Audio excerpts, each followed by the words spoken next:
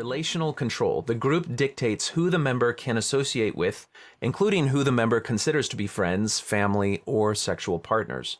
All relationships are subject to the judgment of the group, and none are higher in priority than the relationship of the member to the group itself. And so for each of these things, I'll ask you to rate how your experience would be characterized on this factor from none, mild, moderate, intense, or severe. Okay, yeah, it's between moderate and intense.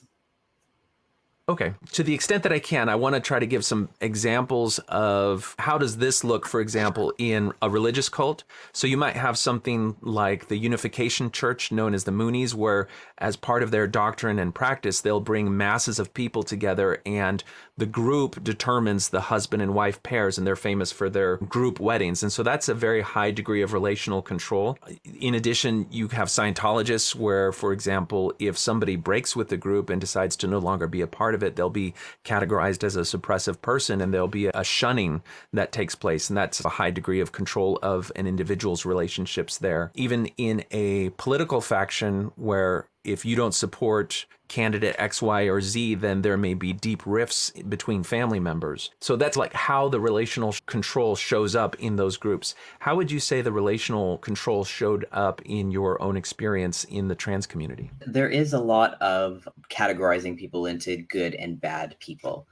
And I think a lot of that sort of starts with when you're first coming out as trans, and if the people around you don't really get it, a lot of people, and I think a lot of this isn't me personally, it's more that I was on Tumblr, and so when I'm on Tumblr and reading posts, they aren't like necessarily directed at me, but they are directed at the entire audience of all the people that are reading it. So that would say things like cut off your parents if they're not into it, they're abusive.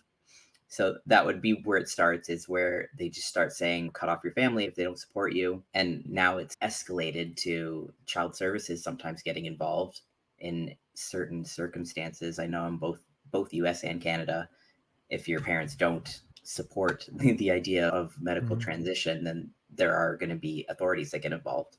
So it's very weird that sort of I see this as a cult that has almost taken over in society. It seems like the thing that distinguishes good people from bad people is whether or not they accept the ideology.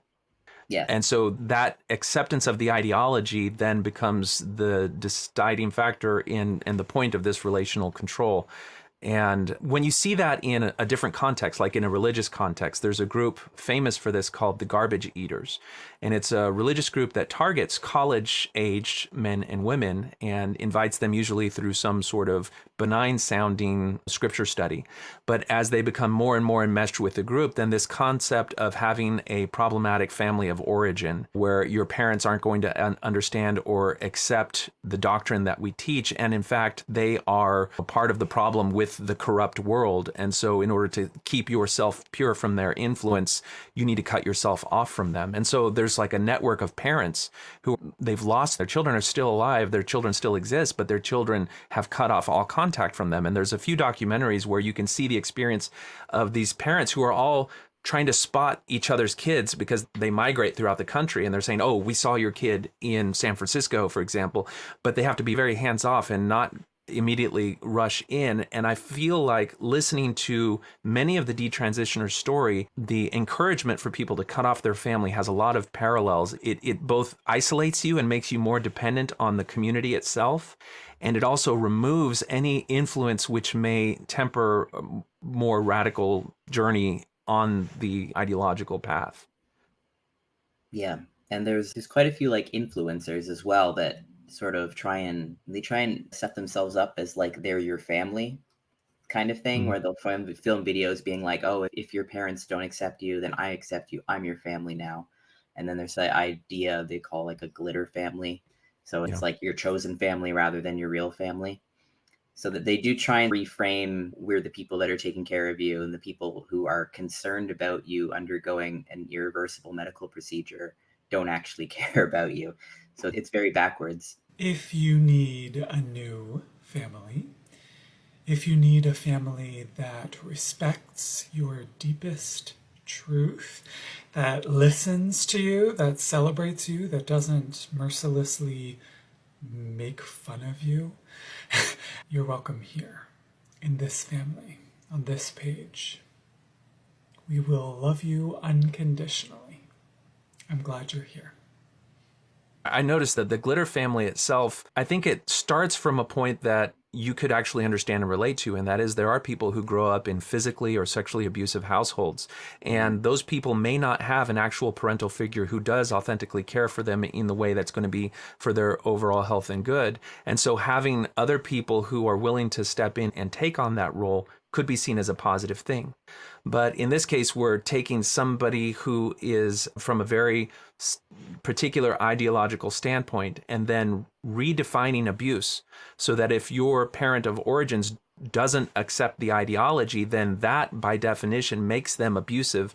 And so you're almost giving the vocabulary to the individual to now see their parents as abusive, even though their parents have an adult perspective and an understanding of the child and where they've been that nobody else could have and wouldn't be considered abusive by any other definition. I do have an opinion that we shouldn't be too invested in like family rejection, because that's prone to a lot of abuse, especially in like the trans community, because it's like, oh, your parents don't want you to transition at age 4. They're abusive. Yeah. I'll let you transition. Okay. Yeah. That kind of thing. I became close with these 2 gender studies professors, and like I would go to them and talk about some of this stuff with them, and it was like it never like crossed their minds that part of the reason that I was struggling so much is because the way I was looking at my distress was not accurate, and that getting more and more involved in the gender stuff as a response to the fight with my mom was actually not healthy for me. And instead, it was just talking about how, oh, my mom's a bitch, transphobic, blah, blah, blah, blah, blah. You don't need to talk to her again. You just need to, like, don't unblock her. Oh, my God, you can't unblock her. That is unsafe. And so it really makes you wonder, like, what the motivations could be.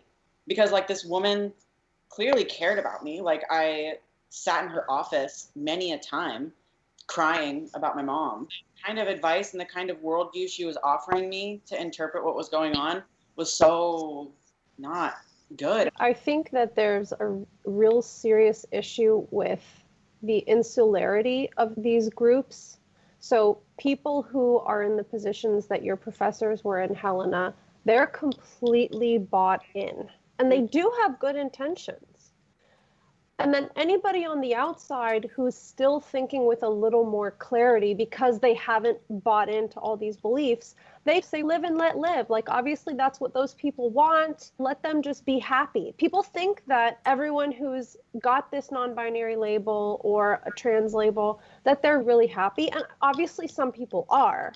But I think there's this broader perception, like, why are you worried about this? That's just let them be. That's what they want. And so unless you're a reasonable person who gets to peek on the inside, you don't understand how these belief systems cycle into a snowball of disaster for some people's lives. So when that lady told you unblocking your mom is unsafe, she really believed that. She really meant it.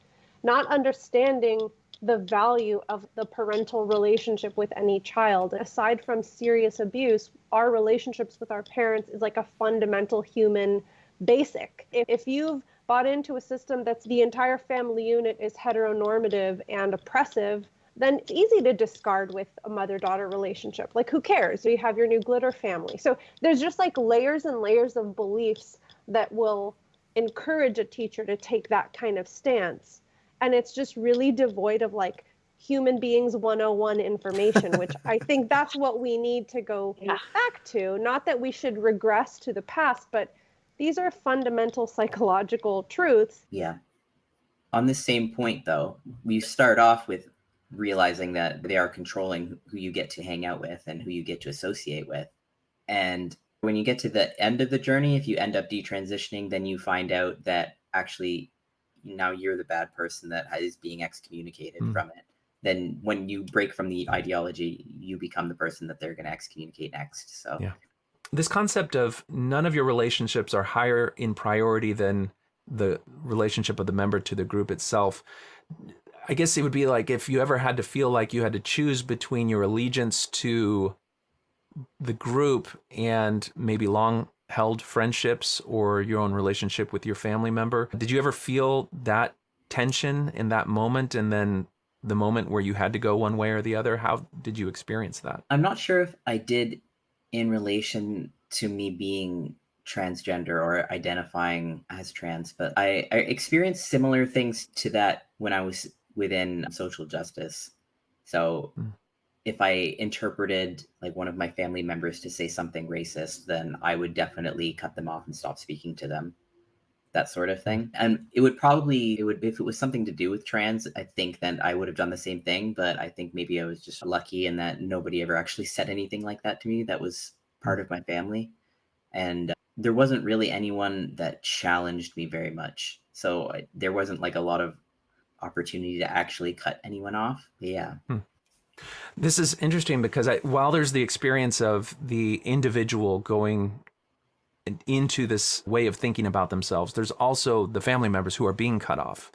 And we're starting to see now not only detransitioners tell their story, but the parents tell their story. And one of the things that parents will say they're afraid of is they know that there's this impulse for their kids to cut them out of their lives. And so it forces them to be very with kid gloves, the way that they handle. You never want to like outright say, no, that's ridiculous. Those ideas don't comport with reality. You end up having to baby your kid a little bit even more and not really have some of those hard discussions because you're terrified that they're going to buy into what they've been told by their peers in this community, that if a parent disagrees, then they're abusive and hateful and you need to cut them out of your life.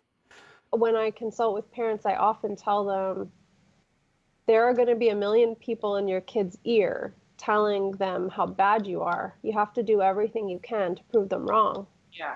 Because it's way too easy for a fight to get out of control and you say something really horrible or you ostracize your child, and then there's a million people that will take them in. So you have to be really careful. I feel bad for parents in that position, but that's why these are not like normal fights with a 19-year-old that you don't talk for a month and then everything's fine after. It could be like the beginning of a total estrangement. You were a little bit older. Were you already out of the house when you first encountered this ideology? Yes, I was. As I mentioned, I was 21. I had moved out. I moved out when I was 18 to live with a partner. And then when we broke up, I moved back. I moved across the country and then moved back. And I came out as trans probably like a year or maybe a year and a half after I came back. So it was, and I do think it was related to that relationship and sort of the dynamics. But because I was already out of the house, yeah, there wasn't a lot of, I guess, bickering with my parents or anything about it. So yeah. I think understandably there's the experience that some people will have where they're perhaps younger teenagers still living at home and their parents are seeing them make these changes. In some cases, they're hiding it until it gets uncovered by the school. In other cases, they may be open with their parents of it and say, hey, I've been playing around with a new name and I want a new name and call me this now. And then there's like the inevitable argument over pronouns and new names. And you can hear the pain in the parents' voices when they talk about this because the name that you give and raise a child with becomes psychologically enmeshed with their person. And then for them to change that, it does almost feel like they are casting you off as a parent just by changing that name because there's this bond and identity that already exists. Was your family pretty welcoming and accommodating for any changes that you made in that regard? They were hesitant. I don't want to say they were like fully on board immediately because they weren't. It was like they didn't know what to do, I think.